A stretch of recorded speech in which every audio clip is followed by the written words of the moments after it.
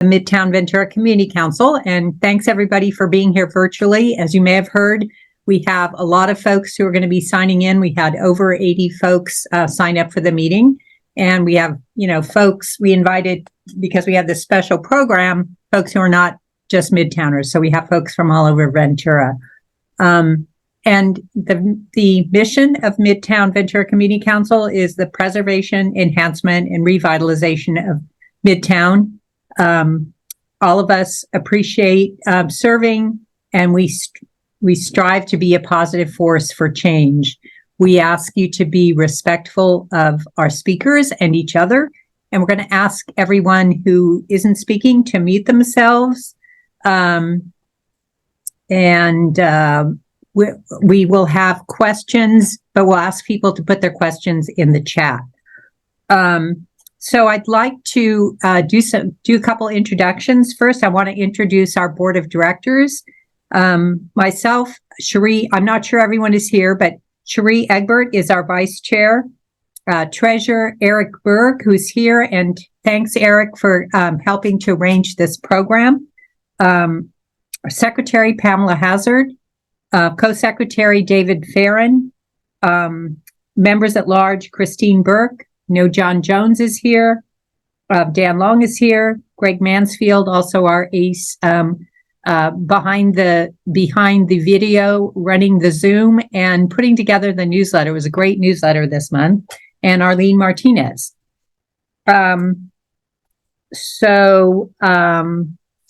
We are going to kick it off with a couple things before we get into our. I also want to introduce. We have. City Council member Doug Halter is with us, and I know Mayor Joe Schrader signed up. I'm not sure if he's on yet or not. Thanks for being here. And also school board member Sabrina Rodriguez also signed up. I'm not sure if she's on yet, but and we also invited folks from the different community councils. So I know there's folks from a number of different community councils. So we are going to start out with Commander Ted Caliento from the Ventura Police Department, who looks like a new look there, and give us an update on local public safety. Yeah, I this week I work days, so I'm off right now at home. So this is my casual look. So, been playing with the kid and the dog, trying to get homework done. Unfortunately, this month we've really gone up in some of our crime stats. Our crime stats are 11 assaults. Again, not the good news, but the news for that is most of those were domestic violence. So they're not like random people assaulting other people. We had 5 burglaries. Of those, we had some garage burglaries, which is unfortunately, pretty common, more in the summer months, but that's where somebody breaks into the garage. A lot of time in Midtown, garages are detached. And they'll break in. Steal bikes have been mostly what has been stolen. And then we've had 13 damage of property vandalisms, 21 narcotics offenses. Almost all of those have resulted in an arrest. So that's usually when we are contacting subjects and we find that they have drugs on them. They're going to jail or getting arrested. We had 5 fraud offenses. And again, those were kind of one of the things that I've talked about is where people are getting they're getting defrauded. Either it's on their credit cards when a credit card gets scammed, or a couple of these were phone scams. So again, like I always say, please, if it sounds too good to be true, it probably is. Phone a friend if you don't like what's happening. Remember that no government agency takes Apple Pay. No government agency is going to take anything like that. So do not, please do not. And if it sounds weird, call somebody else or feel free to call the police department. We had 18 thefts. Of those, kind of note, we had 3 bike thefts in backyards. All of those are people that have gone beyond people's gates.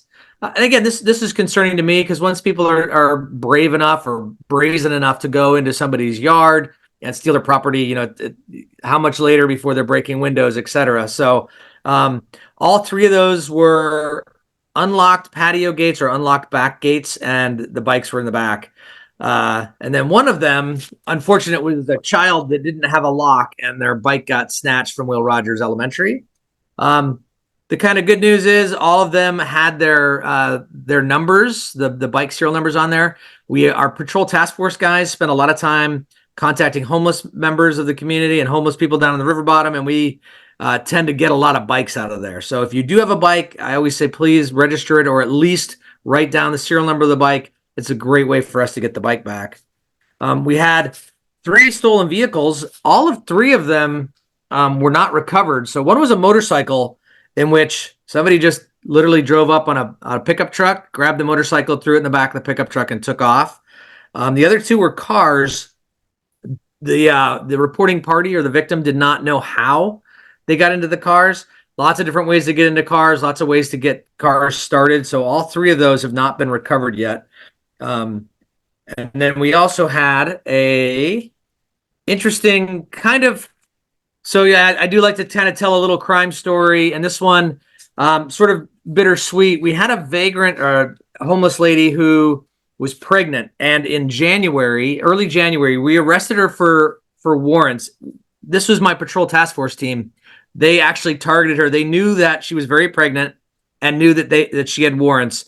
They coordinated with the Child Protective Services, got her into custody, basically took her straight to the hospital where she gave birth to a beautiful baby girl that was immediately taken into protective custody by Child Protective Services. So that's the kind of happy, good, fun news. It's kind of what the patrol task force does a lot of times, is they are able to spend more time doing things than our patrol officers. Unfortunately, she is back out and she's continuing to drink. She was intoxicated. She walked into the Santa Clara structure where she opened up a person's car and their dog was in the car, and she stole the dog. And she took the dog down to the smoke shop, the Wild Side Smoke Shop, came in with a bottle of vodka and the dog, and had made some strange comments to the clerk about, hey, I just took this dog out of a car. The clerk nicely and smartly said, please leave the dog and leave my establishment. She pulled a yellow piece of paper out of her pocket, laid it on the counter, left the dog, and left. So the yellow piece of paper was a ticket that she had gotten with her name and all her information. And she'd already admitted to stealing the dog, and we got her on video for stealing the dog. So she was ultimately arrested again. So it's kind of one of those, we've got people in our community, are people that are experiencing homelessness, we call it service resistant. And she's a great example of somebody who's service resistant. We've tried all sorts of different ways. We will continue to try to get her services. Unfortunately, now she's arrested for a felony for vehicle burglary. But we spend a lot of time with my patrol task force guys. They spend a lot of time really focusing on our vagrancy problems. And I know that's a big concern for a lot of people. So it's kind of a shout out of bittersweet, kind of a funny story, but also of what our teams are trying to do to impact this in ways that don't just include arrests. What our patrol task force also does is connect them with social workers, connect them to shelters, connect them to other places they can live. So unfortunately, like I said, there was a bit more crime in general. But as always, please lock your windows, lock your doors, don't leave anything in your car, and be careful when it comes to your credit cards. Always check your credit card statements. And if it sounds too good to be true, don't give anybody any money, especially over the phone. Okay, thank you. And if there are any questions, could you put them in the chat, please? And it looks like you gave a really complete report, so we don't have any questions. I think Marilyn has a question, but she doesn't. I don't think she can operate the chat. It's just a quick question. If you see a dog in a car on a hot day, what should you do if no owners around? So that's a great question. A lot of it depends on what the dog's doing.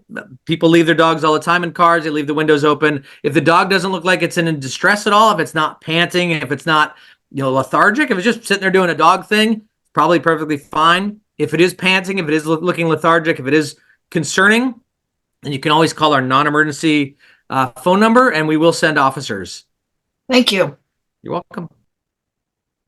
Okay, thank you for that. And thank you for being with us. And that's a great segue into our next speaker, We have a focus on a nonprofit, and it's dog related. So we have Lisa Burton, who is going to be telling us about her experience with the Search Dog Rescue Foundation and another group that she's involved in. So take it away, Lisa. Am I on? You're on. Oh, I don't know much about Zoom, so I'm a little inexperienced with this. Anyway, I was asked to tell my dog story. I have a dog with a story. She's sleeping on the floor, otherwise I'd show her to you. I work with the Search Dog Foundation in getting my dog. I don't know how many people know about it, but it's an extraordinary organization that's located in Wheeler Canyon at the edge of Santa Paula. And they train they train search dogs. So when you see search dogs at disaster sites, it's likely that some of those dogs were trained right here in Ventura County. It's an amazing organization of women. It was founded by a woman, and almost everybody who works there are women. They all 100% of their dogs are rescues. And the dogs that they're looking for are what they call the incorrigibles, dogs that are not adoptable. And the reason why they're not adoptable is because of their high energy. And in order to do the search work, they need dogs with very high energy and focus. So they have a network of rescues across the country to where they are contacted by these rescues when they have an incorrigible that they think has potential for being a search dog. So Lexi, my dog, was found on a country road in South Dakota, just on the side of the road. She was taken to the Humane Society in South Dakota. She was kept there for about a year and was not adopted because of her high energy. So they contacted the Search Dog Foundation. They flew out a team to evaluate her, decided that she had the aptitude and the energy for the work. They are working dogs, and flew her out here. They work with a network of pilots that provide flying the dogs around the country. Anyway, they brought her here. And they kept her for a year and a half of intensive training, physical training. When I got her, she was buff. I mean, this was a dog with muscles. And, but after a year and a half, she mellowed down too much and just lost interest in the work. So when a dog does not, it does not qualify anymore, and I say they don't fail. I prefer to say that they didn't graduate. She didn't graduate, and they put them up for adoption in what they call their lifetime program. And so they say from rescue to rescue, and then they keep track of these dogs for their lifetime. They offer support to these dogs for their lifetime. And they post on their website when a dog becomes available. And it's the best way to get a dog, I'll tell you, because they come to you totally trained. She had a year and a half of training, and I have a totally trained dog. And she really mellowed down. So when I met Lexi, the other thing that's really cool about it is they let the dog choose their team. You know, when they pair up a team of graduates, the dog chooses who the handler is going to be. The handler doesn't choose the dog. And they do the same thing when they adopt the dogs. My Lexi had 9 other suitors, and she chose me. And I am convinced my Darwin dog died 3 days earlier. I wasn't really looking for a dog. And but I, happened to see her on the website, and I fell in love with her because she's drop dead gorgeous. And I went in to meet her, and she immediately ran up to me in the kennel. When I saw her, she was on the treadmill. They put the dogs on treadmills every day. And she was on the treadmill, and she jumped over to me and sat on my feet. And the handlers looked at her and said, well, I guess she just chose who she wanted to be with. And so a couple days later, they delivered her to me. They put me through 3 hours of training to learn her commands. And I brought her home. And what I recognized as soon as I got home I recognized that this was a dog with a calling, that Lexi is a working dog and she wanted to continue some kind of work, but she is the most beautiful, sweet, comforting dog you can imagine. And so I recognized that I needed to follow her into her calling, and her calling was to be a comfort dog. So I work with another nonprofit organization called Pet Partners, and we got registered as a comfort team. And right now we are working with Livingston Memorial Visiting Nurses Association in hospice and doing hospice work with Lexi, and which is an amazing experience. In my retirement, I never, ever, ever thought that I would be doing that work. It was not on my radar, but my dog led me into it. And when we go into hospice, it's amazing that the minute I walk into the room with Lexi and the patient sees her, they just light up. They no matter what, they light up when they see Lexi.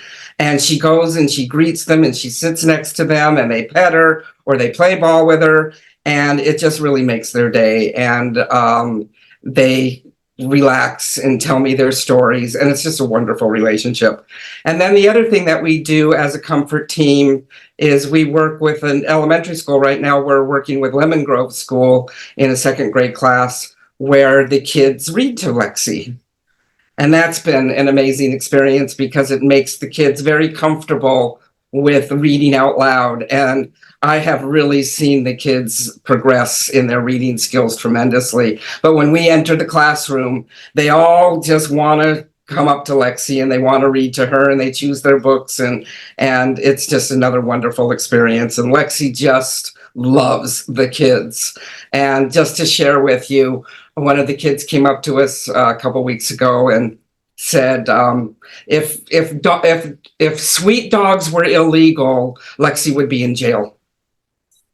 So it's a great story. I have a dog with a story, and I guess the council wanted me to share her story.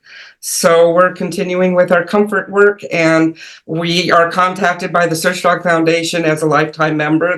They do classes for us. They do pack walks with all their adoptees. And it's just an amazing organization. Just to give you an example, when the Turkey earthquake occurred exactly 1 year ago, 7 of their teams were there. The woman, Wilma, who started the Search Dog Foundation, it was the first time that dogs were recognized for that kind of work. And she did it in Oklahoma City. That's where she lived at the time. So Oklahoma City was the first time that these dogs were recognized as being a tremendous part of a search team. And then she started the Search Dog Foundation. And now there are several similar organizations across the country. So dogs rule. And I have a special girl. Hey, thank you, Lisa. This is really a great story and really appreciate it. And maybe, let's see, a lot of thanks for sharing your story and a question. What's your dog's breed? She's 50% lab and 50% Malamute. She's gorgeous. I wish, Lexi, would you like to come over here? Hey, Lexi, got a treat. Not that well trained. Hey, there she is. There she is. She's a great dog. Anyway, when I adopted her, they gave me a whole profile of her. I got a complete physical workup of her DNA. They did her DNA. When they train their dogs, they do a DNA on all their dogs, and then they customize the training to the breeds that are part of these dogs. It's really an amazing thing. So if you ever have a chance to go tour the Search Dog Foundation, I'd highly recommend it. Okay. Well, thanks again for sharing that with us, Lisa. So next up on the program is our featured speaker from the Trust for Public Lands. So Midtown Ventura Community Council, as well as many of the other community councils, have an interest in facilitating opening up public schools or keeping public schools open space open after school hours. And the Trust for Public Land is a major leader in helping to make this happen. I know we've been talking about it. Other community councils have been talking about it. We've talked about it at the Community Council Congress. And the city looks like, and the school district are hopefully, making some progress in making this happen. As the city is looking at part of its general plan, the Parks and Open Space Plan. Recently, they opened up their draft programs and goals, and they included working with the school district to open up schoolyards. And one of the draft implementation plans works closely with the school district to work on shared use agreements with a goal of having one additional one per year. So this is really exciting. So it's really great that we have Francesca de la Rosa here with us tonight from the Trust for Public Land that's done a lot of work in this area. So we're going to pass it off to Francesca.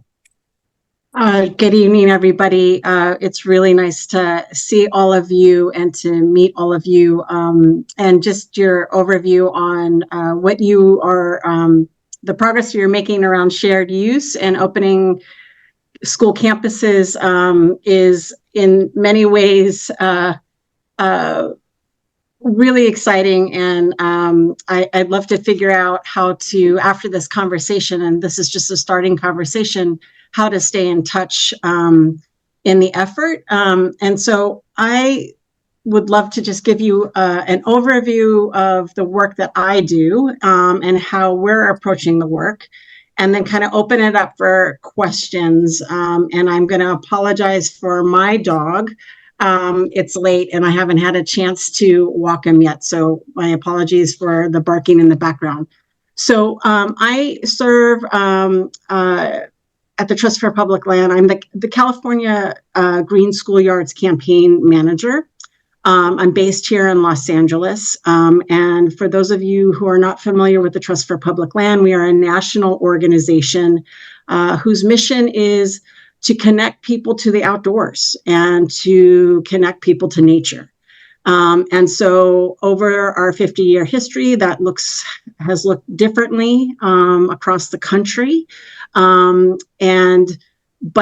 the exciting movement to increase access to green space, open space, nature, and to address climate change impacts, the most exciting strategy to meet the needs of those most impacted by these issues is through our Green Schoolyards work.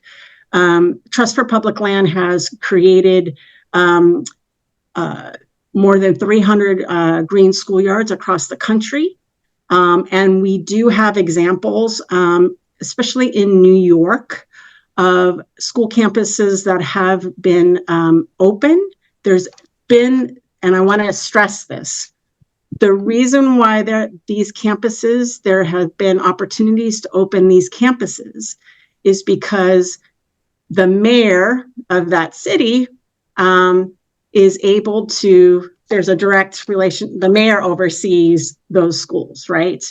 So it's different than in the city of Los Angeles, where the mayor does not have any say as to what happens with school campuses, and we have to work with the district itself and the school board. And in Los Angeles, we're having some challenges with the conversation around opening school campuses. So I just want to state that that's a critical difference in success. Oh yes, New York City. Yes, sorry. So for us, what does school greening mean? There's two things. One is our approach is we work with schools and school partners to transform the school environment to green the campus. And what does that mean from our perspective?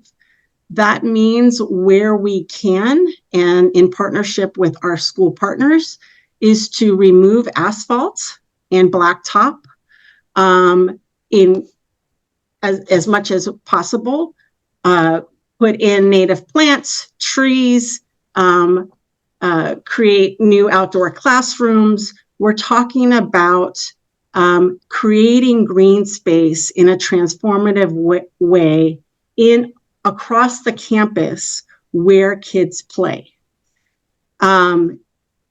Plus, from our perspective, and this is why it's exciting to hear what you are all interested in, it is imperative in our minds that we also not only green campuses so that kids and the student community and teaching community benefits from the benefits of the greening on campus, but we also need to open the campus, right? So that the outside community also benefits from this transformation. So here in Los Angeles, for the last 3 years, we have been working diligently in both a joint effort of identifying policies that will both advance comprehensive greening and opening campuses.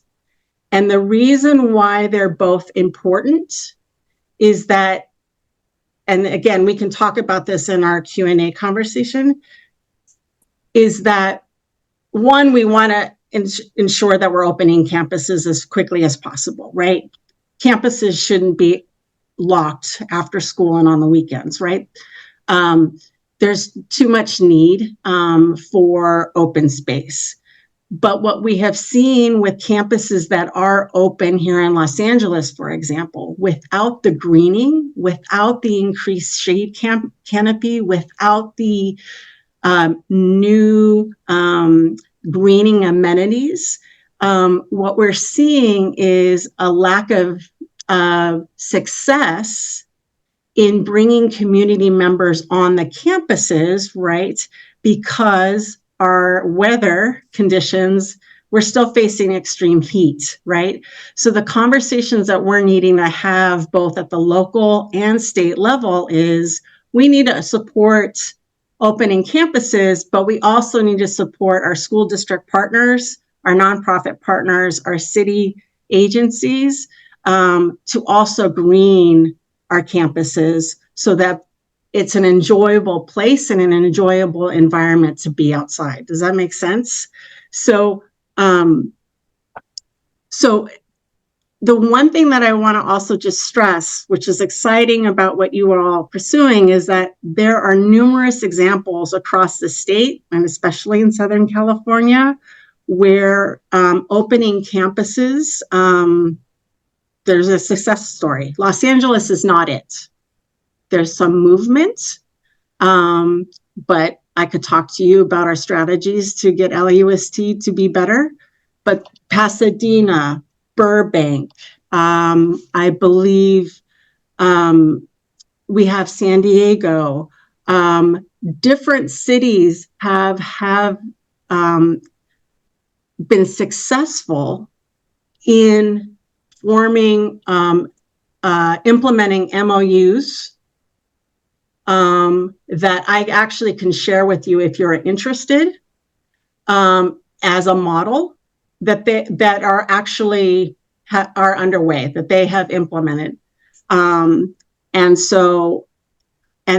we can talk about that as well. I talked to a partner today who has them. I can pass that along if you're interested. But the interesting thing is that the smaller cities we have found seem to have more flexibility and interest in exploring opening campuses than we have experienced here in Los Angeles. I'm going to stop there. I could talk about the school greening work, organizing, advocacy, the key opportunities that we're working on. That's a really good question. Let's see. Okay, for sure, I will pass on an MOU. Blacktop space. I think we need to read the question from the chat. Yeah. And we could have one of us, Karen or Eric Berg, could do that, and you could answer it. yes. That way, everyone hears the question. I Sure, would- I'll happily read them for you, Okay, Francesca. thank you. Sure. I'll jump in there. Thanks, Karen. Sure. Go ahead. So, first of all, thank you for joining us, and it's great to hear what you're doing. The first question that pops up here in the chat is, what are some of the current concerns you hear from the school district, and how do you respond to those concerns? And I would add school district and or city in these potential joint use agreements. Well, I'll speak from Los Angeles, from LAUSD's Yeah. perspective. Liability is being the number one issue. But these MOU, and it's complicated, that's the number one issue. And so there's been, where we have in Los Angeles, the city, Rec and Parks, has already said that they will take will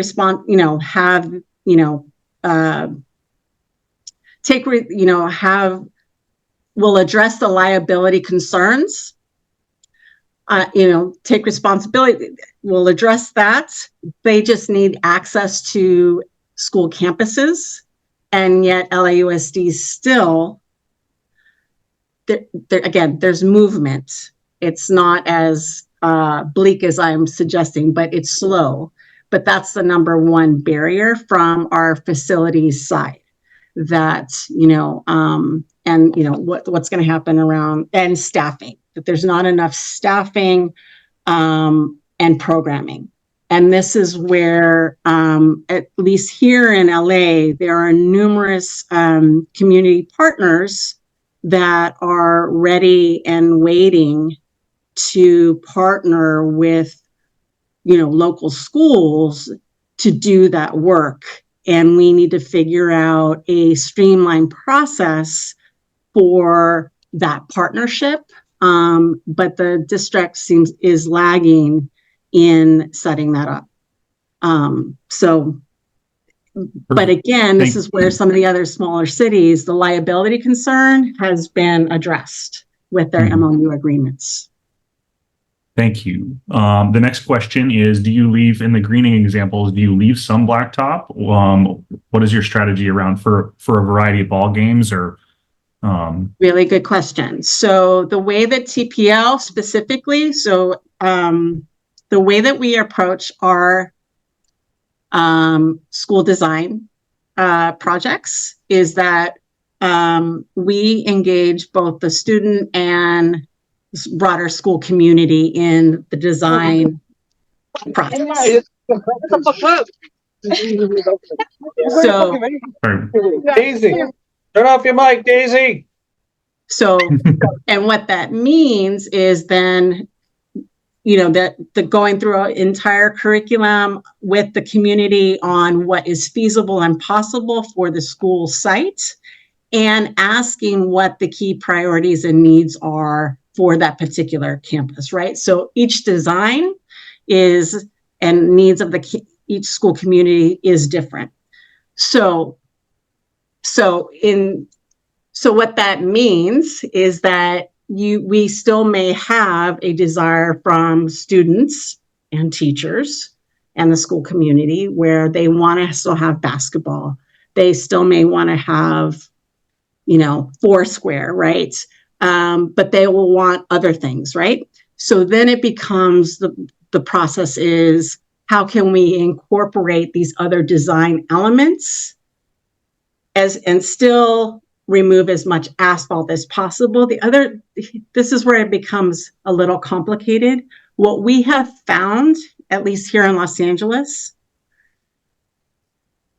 the majority of the traditional play spaces are not currently being utilized. The reason why is because asphalt is just too hot. And kids are not actually playing in the traditional play spaces. They're actually hungry and looking for alternative recreational activities, We just opened our first green schoolyard in Pico Union here in Los Angeles, actually last week. The design actually is half and half. Half of the school is 1,500 square feet of asphalt was removed. The other half still is asphalt, but we upgraded and maintained that side of the design. Part of the reason why we couldn't take more asphalt out as what the school community wanted was because of state and LAUSD requirements, requiring us to keep the handball courts, requiring us to keep X number of stations on the playground. I think if we had it our way and if funding were not a constraint, we would have preferred to take out much more and add other elements into the final design. But again, it's this both in terms of opening the campus and thinking about how to get more use out of and engagement in the campus itself requires us thinking about how do we cool the campus down? How do we make it more appealing to kids who are not actually interested in Foursquare or basketball?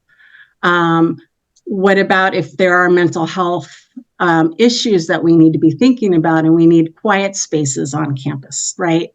There's all these other elements that and opportunities on the campus through school greening that is very cool.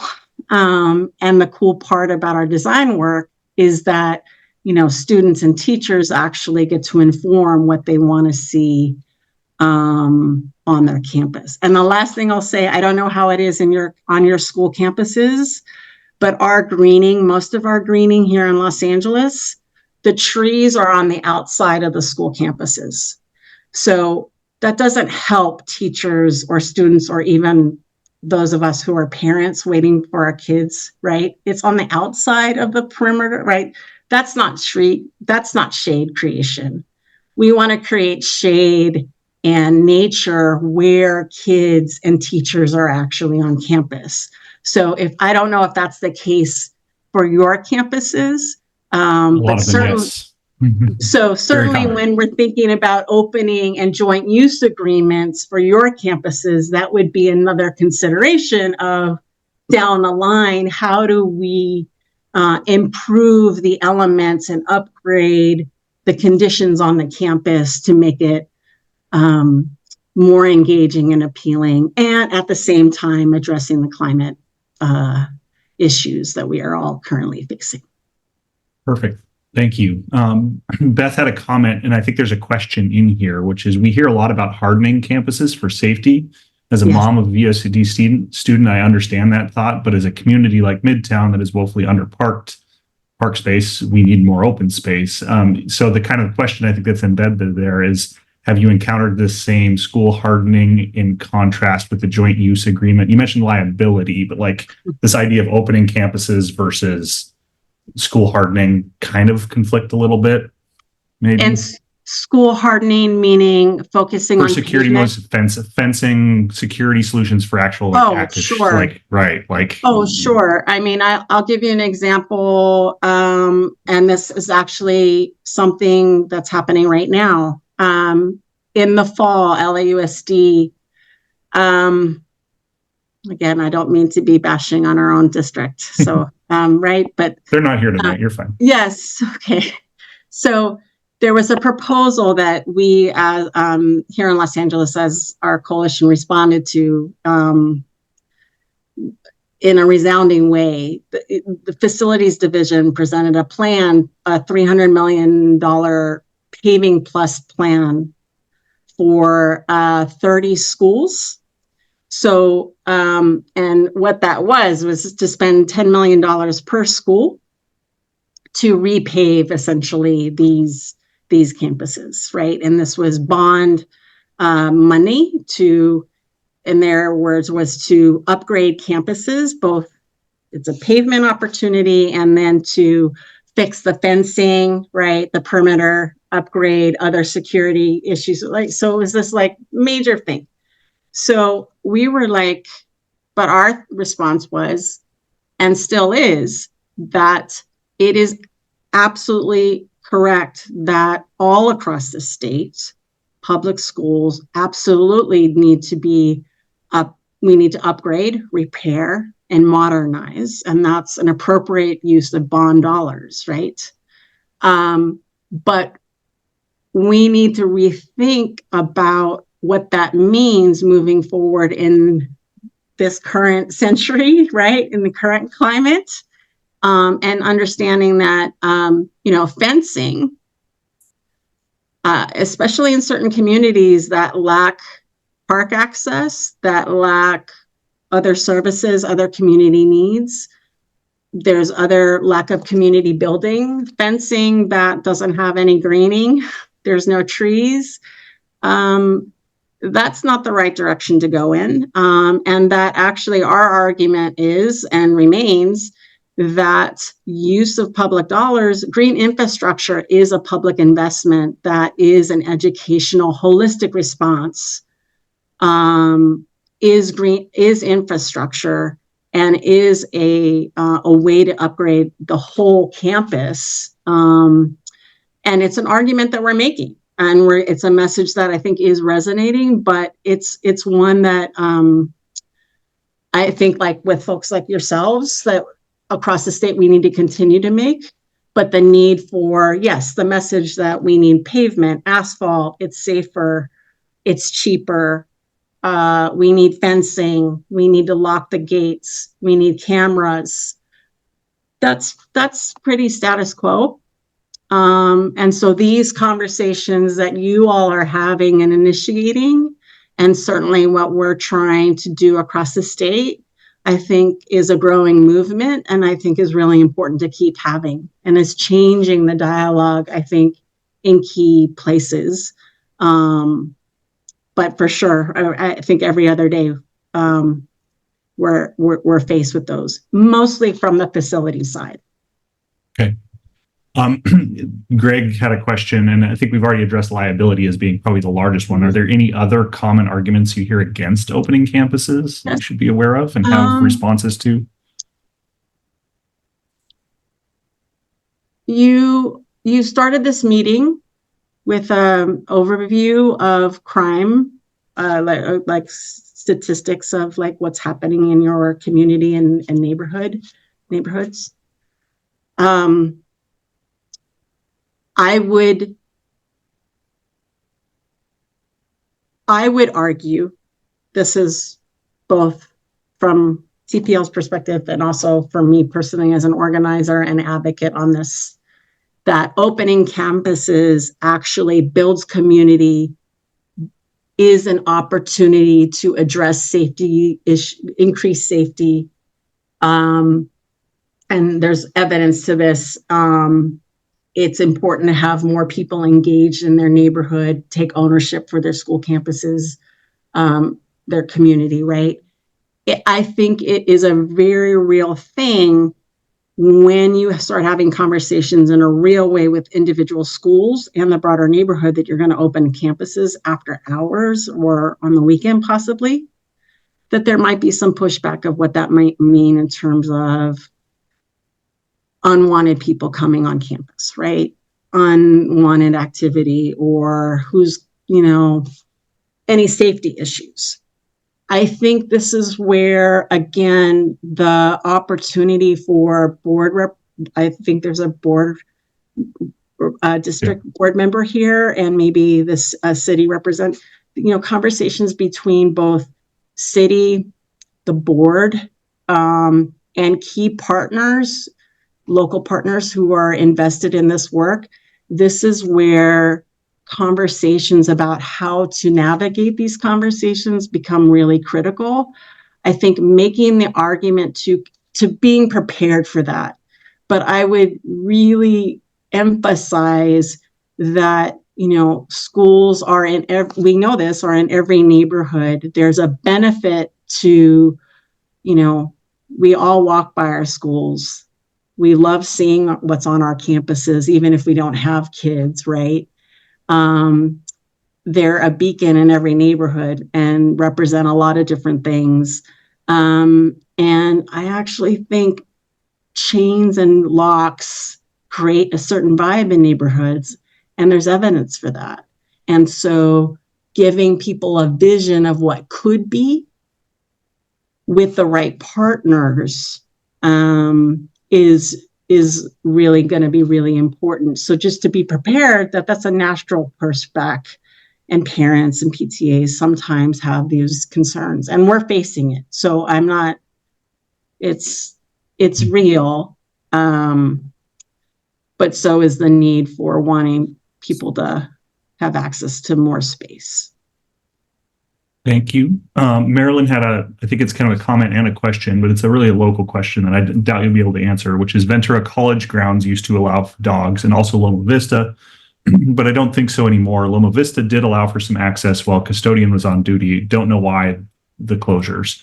And I think that's more of a local specific question. So I'll move down. Robert Matherhead, does opening a campus to the local community typically include public use of recreational facilities like playgrounds or those sorts of other amenities that might be on campus? So let me see if I understand the question. So so that's an agreement. Okay, good question. That's an agreement typically, I think, between, again, the partner, what we have seen, the city partner, their staffing, what they offer, the agreement with the school. I think it's just it's a case by case basis, quite honestly. I think that there's not one set model in each of these cases, and I think it's just what the agreement is.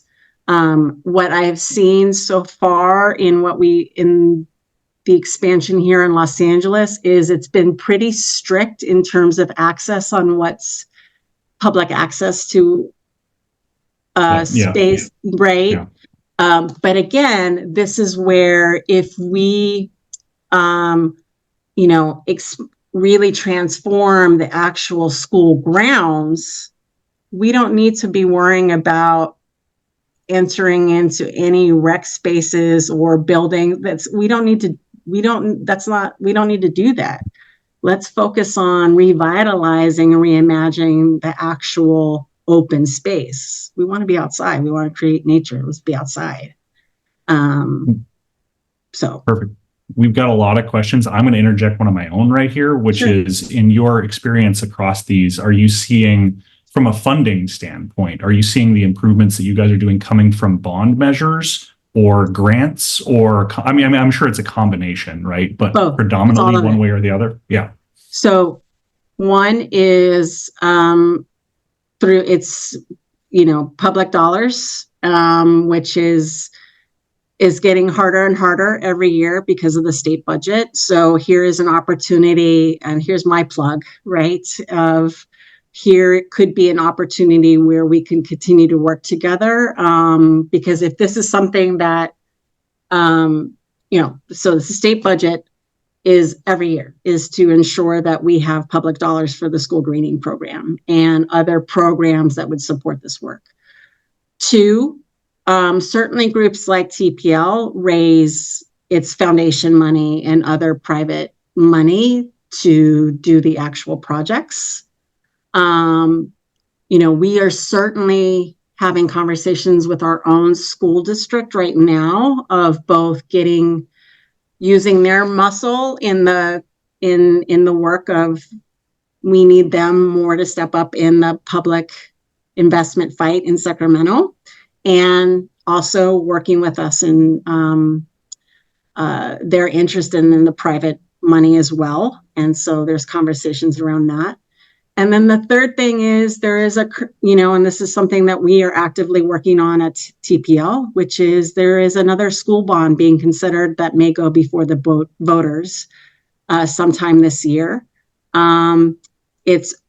We as TPL, it's right now, It's unclear what the potential amount it's looking at, but it's like a $14 billion school bond, again, for upgrades for school facilities, incredibly important school bond.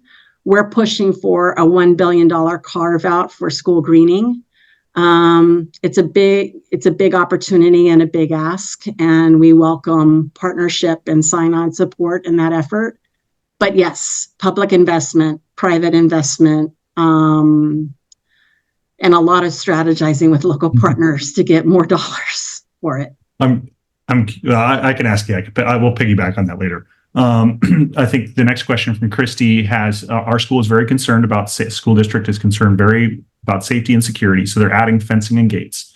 Where can we find data and safety, liability, and vandalism impacts? Essentially, you kind of mentioned that there's data or studies that support some of those things in order to address these concerns. What I can do is I don't have them off like on my desktop right now. Yeah.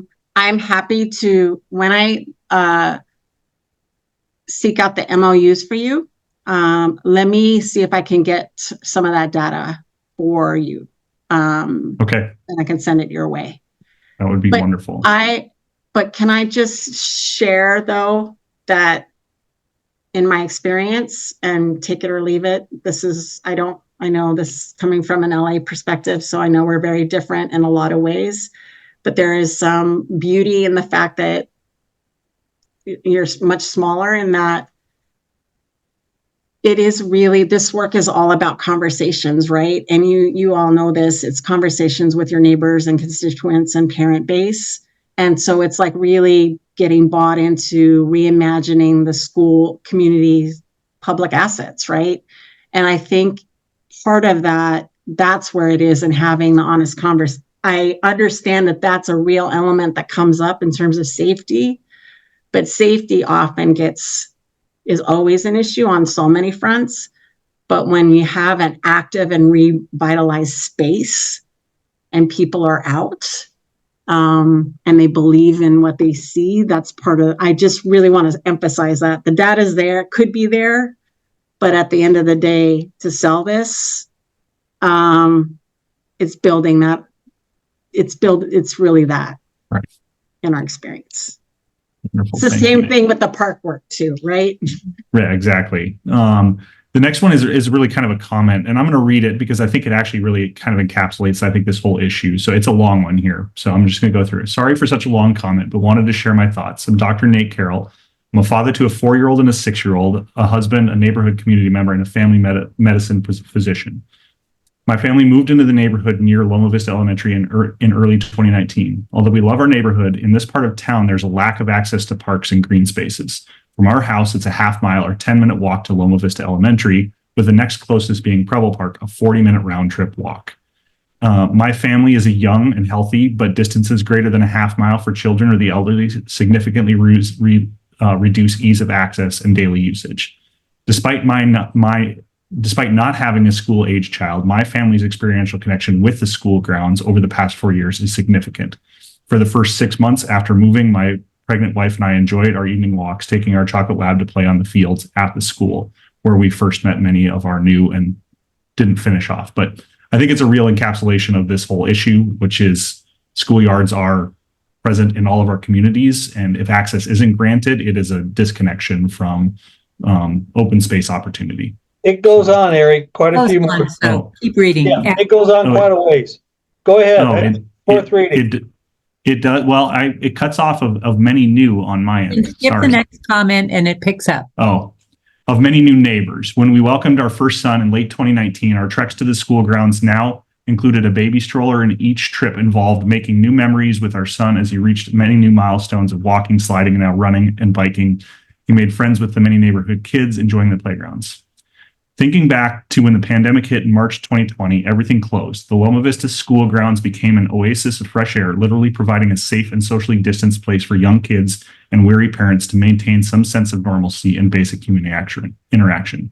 And that's not just my own experience. A study of COVID-19 mortality showed reduced rates of death in communities with more green space. with another study showing reductions in emotional distress in college students living in areas with more green space access.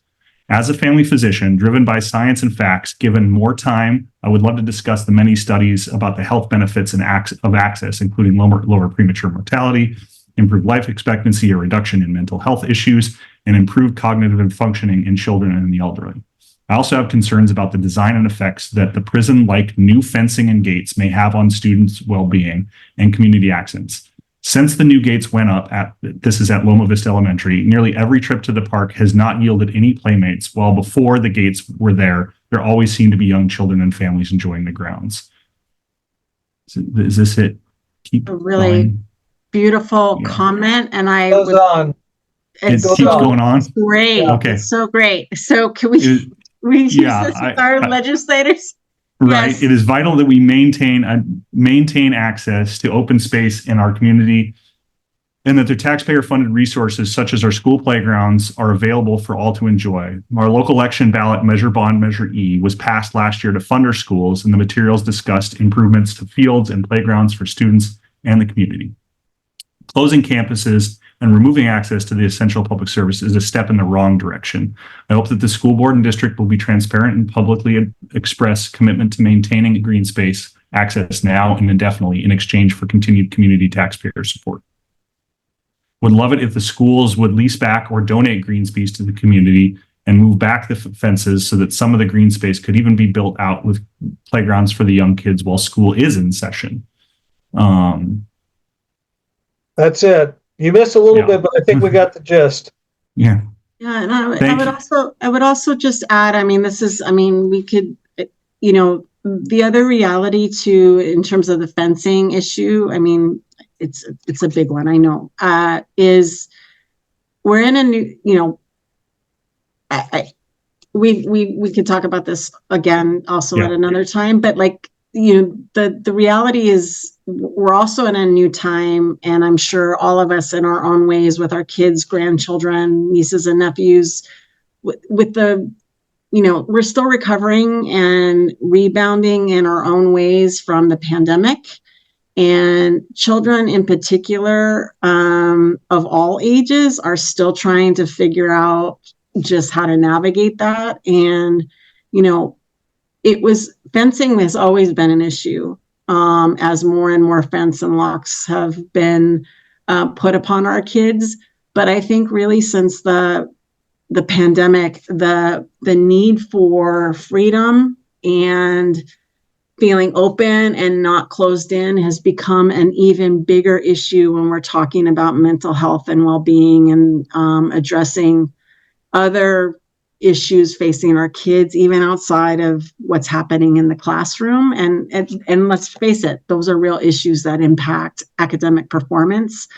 And so I think we need to be really mindful of that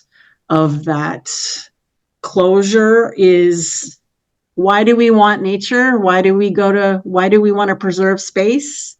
Why do some communities have it and others don't? These are real conversations that we need to be having constantly, and I think our kids deserve it. And I think whoever wrote that is a beautiful tribute to kids across California, that in all areas, in all communities. So I would love to continue to echo these messages. Yes, thank you, Dr. Carroll. That was beautiful. That was great.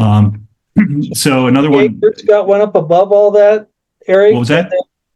Cherie has one up above where you started, and then there's another one in between that from Kate Faulkner.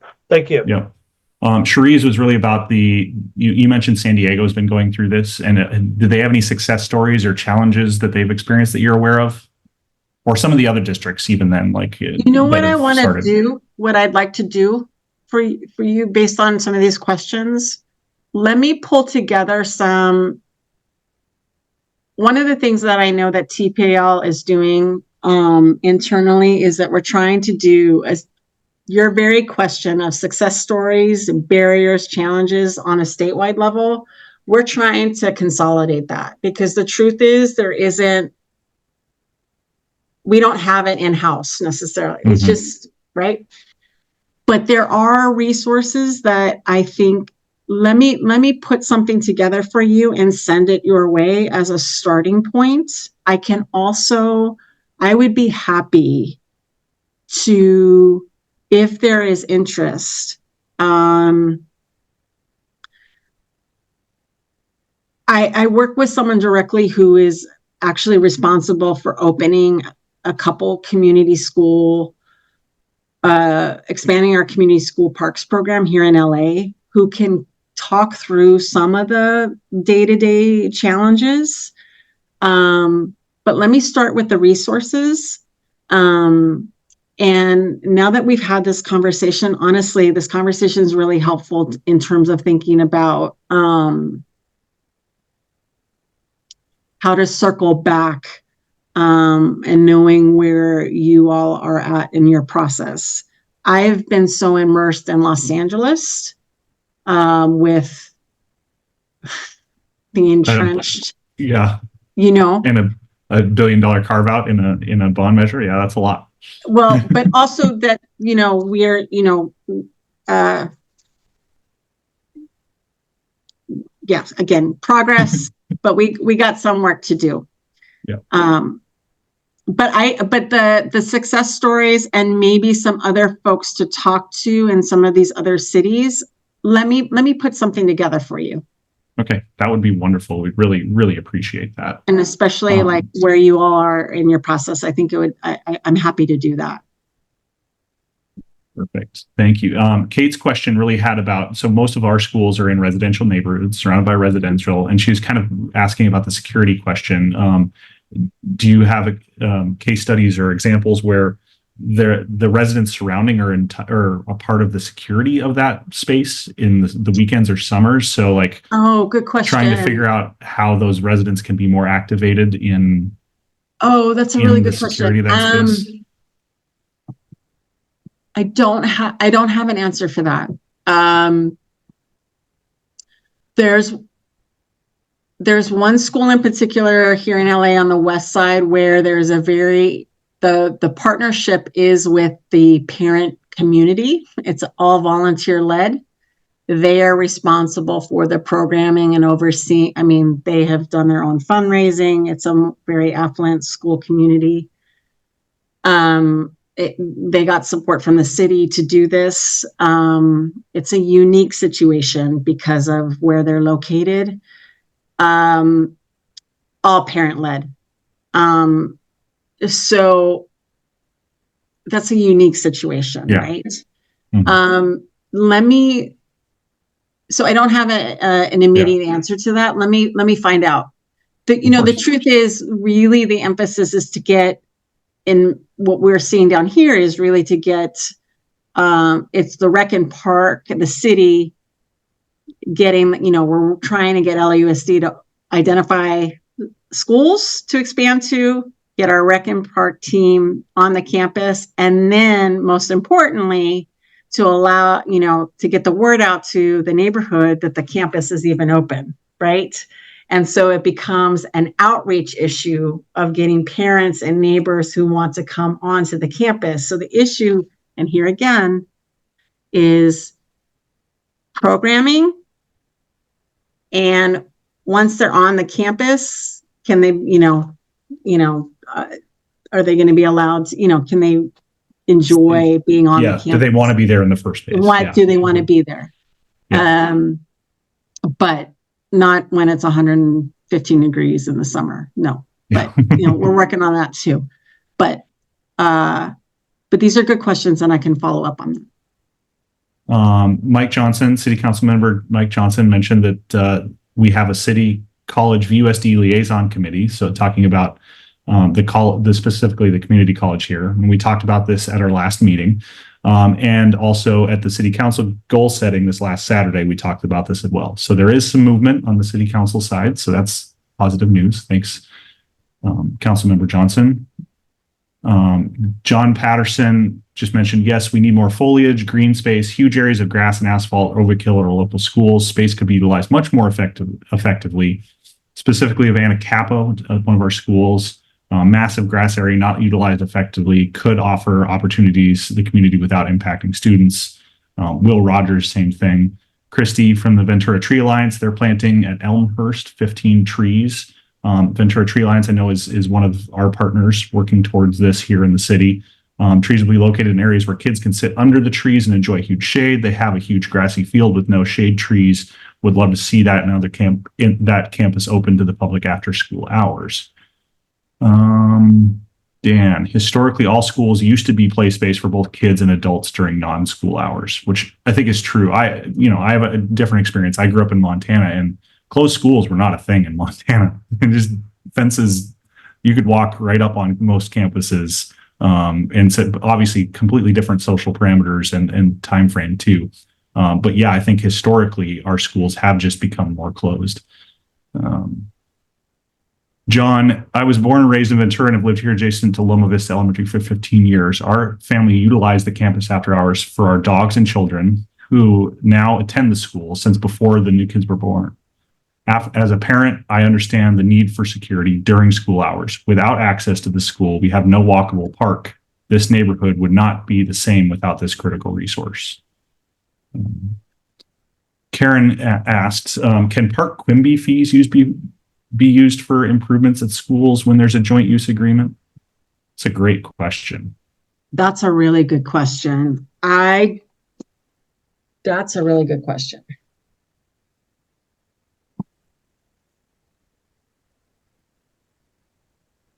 I don't know. Yeah, I don't either. I don't know. Yeah. That's why she's the chair. That's a good question. Yeah. Let me ask.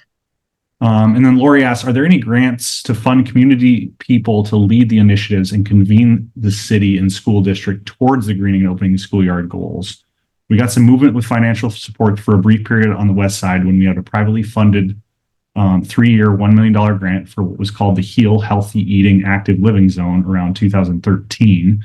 We got some traction, but then it fizzled out other than us having it on our West Side Community Council vision and promoting it where we've been able to do. So it's great to see our Midtown Ventura Community Council and Ventura Community Boards. I think this is really a question about, grant opportunities, not necessarily to do the work, but to incentivize or get volunteers or community members more activated in the process, right? I know there's grants to do the work. Well, there's grant. We need, again, more significant public investment in the creation of the green space, right? We need significant investment in supporting the maintenance and operations of these school transformations, right? That's a whole other bucket issue. And we need funding, right? Continued funding to support programming and other curriculum and, neighborhood community engagement efforts, as mentioned, for sure. There are grants out there, but for sure. Okay. Thank you. Cherie mentioned about Newberry Park High has partnership with the city and their pool and courts and are available on the weekends, summer, when not being used. Beloved partnership by their community is a modest fee when the public uses the school pool, which I would imagine is true. And it's popular and active space. I think we have a lot of local examples here too in our smaller communities right around here. I know Santa Paula, Ojai both have maybe not formalized use agreements. They might, but I know they're actively doing this in those smaller communities as well. And Lisa had a story about Cabrillo Middle School. Go ahead. So may I ask, and I want to be honest, I have an 8-year-old who's sick and I have to make sure that I could normally. We could go on for, I'm totally down to come back and also figure out someone else to join me to continue this conversation. I do have a question though, just so I understand.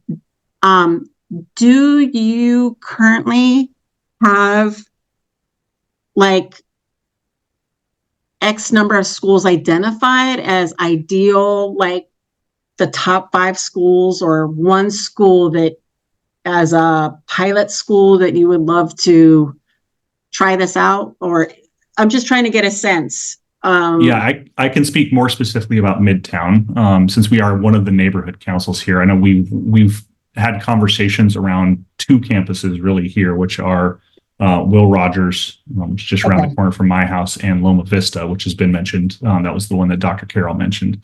And so we've had some early campuses, but I know that it is a broader issue around the city. That's why we honestly invited everybody from around the city tonight, even though we're a neighborhood council, trying to get this. Karen mentioned the Community Council Congress. We've talked about it on a high level at kind of our local community stakeholder groups. And so, there's been other mentions like she mentioned Cabrillo Middle School. Like there's a lot of campuses around the school. I think it is a citywide issue, but I think a pilot project I always think that that's a great way to get started too. Yeah. Don't know which one is the best, but yeah. Sure. But like in terms of like either being a board member, a parent base, or a city council member, I'm, not knowing everybody, but like that there is conversations connected to a particular school, that's part of it, right? Is starting just identifying mapping that out. I was just curious. Just to kind of figure that out. I mean, honestly, my sense is those success stories that you're looking for. Again, I will shoot them what has been written up. If there's anything that has been written up in a helpful way, I will try and get them to you. But my sense in talking to folks around this joint use overall has been that relationship building based at starting at a school that has, that there's some there on multiple fronts, with a board member who's interested, who wants to talk to, who has a neighborhood partner. There's an interest. The principal is down, right? The PTA is interested, or, there is someone who's willing to at least start talking to the parent base, right? That's the initial start of those success stories, as opposed to even thinking like the big policy shift. Of course that's needed, right? But that sometimes it is even in the start from the bottom up, start small. In the short term, it's like actually it's actually making it happen, right? And then being able to say, based on your individual experiences, based on your community and neighborhoods, these are the lessons learned, and this is how our policy needs, or this is what it needs to look like for us, right? So that's where I, in some respects, like even in the short term of getting a sense of like where are those relationships and where those schools just at least start, understanding you have a big umbrella of interest, and which is very exciting. But Eric, would I email you? Yes, to follow up on? I can be your conduit on this. Okay. I want to thank you, and thank you so much, and be respectful of your time. And sure. I appreciate this opportunity, and it may not be appropriate for everyone on this call, but I will share, if there's any interest in supporting an effort to get more public dollars for school greening, which certainly would benefit Midtown. I will send you that as well, Eric, and then I defer to you of what you feel is appropriate to share, and I welcome any opportunity for engagement with state legislators on these issues. But certainly around joint use, I think there's some good stuff to come. You have my email and my contact information. I do. My chicken. Thank you so much. And I also want to thank everybody for putting stuff in the chat too. I know we didn't get to there's a lot of great comments there too. So really appreciate everyone's thoughtfulness on this. Thank you, Francesca. Thank you guys. Thank you very much. Over to Okay. you, Karen. Well, yes, why don't, we didn't get to all the chats. I think you were just about to read Lisa's comments. Why don't you at least read that one? Okay. Let's see. I know there's so many. There is. Lisa's. Oh, so the story about Cabrillo. As someone who frequents Cabrillo's school with my dog, I can say enough about the value of meeting my neighbors and their dogs at the school. We have become valued by the administration at the school as the eyes and ears during off hours. We have reported vandalism and behavioral problems. On one occasion, I witnessed on a water main break, and because I had the phone number of the principal, I could report the problem immediately. She was very thankful and always very supportive of our presence on campus, which I think it's one of the things that was kind of discussed today is, and is true with public space, is the idea of activation is it's a solution, not a problem. It provides opportunities and eyes on space. So I think that's thank you, Lisa. That's very well put. And then, Eric, you're great. And then Pete has a comment. I don't know if we want to read all of these. Pete has a great comment about what happened at the last GPAC meeting on this issue. So Pete pushed, this was discussed at the GPAC meeting on January 29th. Some suggestions were to have VUSD and Ventura Parks and Rec to work together, maybe share maintenance costs, have the city to invest in upgrading the schoolyards instead of creating new parks. The goal is to have a park or open space within a 15-minute walk for everyone. Some places in the city don't even have open space to create new parks, but do have schools within 15 minutes. And I would even argue if you go to TPL's website, their goal and the nationwide goal is actually a 10-minute walk. So, and schools are that in many of our communities. So it's good to know. Again, I think one of the things is the tool here that you're talking about, Pete. You mentioned an MOU or a joint use agreement, and hopefully we can get some of those resources and start progressing these conversations further. So thanks for that. I'll ask you to just read the last comment from Kate, because I know this is a big issue. Yeah. And so this is about dogs. To all dog owners, it isn't enough to just pick up after your dog. If there's dog poop on the ground, pick it up. If dog owners don't pick up all the dog poop we see, we will not be welcome. On average, I pick up 3 to 4 additional poops every time I visit Cemetery Park, and we wonder why everybody doesn't love dogs in their park. So it is one of those maintenance issues, one of those liability, one of those things that is very important in this space. And it's about treating the spaces with respect. So agreed. Thank you, Kate. I know it is one of the issues that gets in the way here. And Doug Halter had a comment right above Pete Friedman's. And I would just like to add what Pete Friedman, what he has said in the chat. We were trying to do at the GPAC meeting when it was a comprehensive plan in the early 2000s. So it's something we've been working on as a community for a long time. Yeah. Councilmember Halter, a really good conversation was also had at the GPAC in the context of park space and walkable location to each neighborhood. And joint use of school playgrounds were discussed extensively.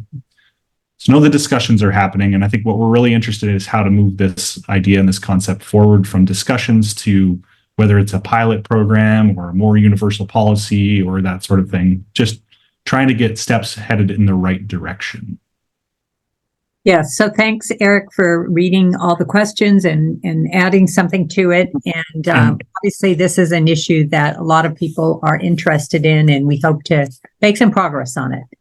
And I will just kind of piggyback on this as a professional, a landscape architecture professional. We are working on, there is state funding out there for projects like this. So we are actually actively working with Santa Paula Unified School District on what is a relatively new funding stream through CAL FIRE and a green schoolyards program to fund green schoolyards improvements on campuses. And it is one of several funding mechanisms that actually TPL has been instrumental in getting and carving out some of that funding at the state level, as Francesca kind of mentioned. Okay, thank you. So we're going to just give some brief committee reports or Midtown reports. And Pamela, are you still on? Could you talk about membership in Midtown a bit? Oh, there it is. Okay, well, I'll always give my plug about if you haven't signed up to be a member with the Midtown Council, please do. You can do it via a link in our website. You can do it on a link through our newsletter. You can do it on our website. And we really appreciate that because we want to know who we're serving and we want to make sure that we're getting in the interesting people that you want to hear.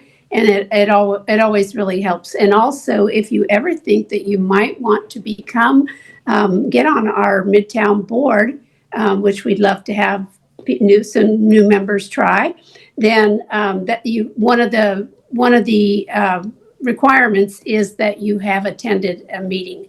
So that's another good reason to sign up. Thank you. Okay, and just to build on that, we will be having our elections next month, and That's right. there was an article about that in the newsletter. And I put the link to sign up in the chat too. Thank you. So Cherie has made a number of good comments in the chat, and Cherie, would you like to just give a brief update on the project at Loma Vista Garden? I know you. Yes. Hi, here I am. Yeah, this is actually, this is an important weekend. We are going to be working in the native plant garden and mostly the orchard in the back of the school this Saturday from 8 to 12. And it's really important because there is a orchard that was put in by past Loma Vista families to help teach kids about food and what the trees look like, what the fruit that they eat is. And so the trees are in need of pruning. There's also Bermuda grass that comes up that we have been really working at like the last 5 years to get out, and it's really coming along. So if anybody wants to show up on this Saturday between, I'd say 9 and 12, there is a gate. It is closed because they have Saturday school day. So just push the buzzer, the doorbell, and somebody, I think, in the front office can open it up to let you in. And we would love to have your help and see what we are doing as a community project. And by the way, the garden was put in by the Loma Vista PTA, Midtown Community Council, and the Surf Rider Foundation. And it was a collaborative effort to teach about native plants for the community. And the orchard was put in by the Loma Vista PTA. And we've taken it over. Great. Thank you, Cherie. And Dan, do you have any historical committee updates? Yeah, but just a few things to share. So the Hobson Heights, the documentary that was at the museum this last month was phenomenal. Both shows sold out. If you didn't get to see it, they added 2 more shows in March. Those are already sold out. So I don't know if they'll do it again, but it just really showcased very well. Tony Guy put that together. She talked about it at our Midtown meeting a couple of months back. And it was just really informative with just a lot of history and a lot of great information. So hopefully you'll get a chance to see that if you haven't already. And that Dick Suring's at the museum, so hopefully they'll do another one. On February 13th at City Council, the Patagonia Blacksmith Shop is requesting a historic landmark designation.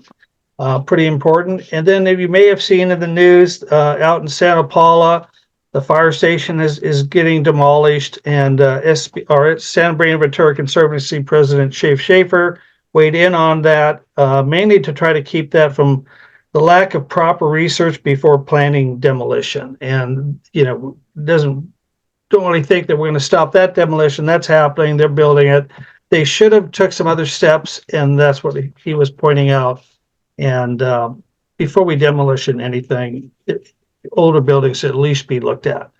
And that's happening more and more, that people are looking at it, but still things get through the cracks. That's it. Okay, thank you. And I want to give another shout out to our media chair, Greg Mansfield. Once a reporter, can't help it, always a reporter. Greg, do you have anything you want to update us on? No, I did hear back from a web guy, so that's encouraging. He's still with us. He had COVID. with that being said, hopefully we'll have a new website coming up here pretty quickly. I saw Beth posted in the chat. Follow us on Instagram and Facebook. We're pretty active now, posting stuff from around town. Just kind of a good sign. Last month alone, I think we had 4,600 folks view it. So for a little community council, that's a good view. Okay, thank you. And just last, any announcements? Any other announcements? Okay, hearing none. Thank you everyone for participating. Thanks for all the great input. And our next meeting is March 14th, our next general meeting. So can I say something, Karen, real quick? Sure. Yeah, I put it in the chat. Ventura County Sheriff's Office Emergency Services wants to know if your home, personal property, or business suffered damage between February 3rd and 6th. Please take a moment and report it to any storm damage to vcemergency.com. This information is vital for accessing eligibility for state and federal aid. The deadline to submit a report is February 13th. Which is coming right up. So thank you for that. Okay, well, on that note, thanks again, everyone, for participating, and we'll see you next month.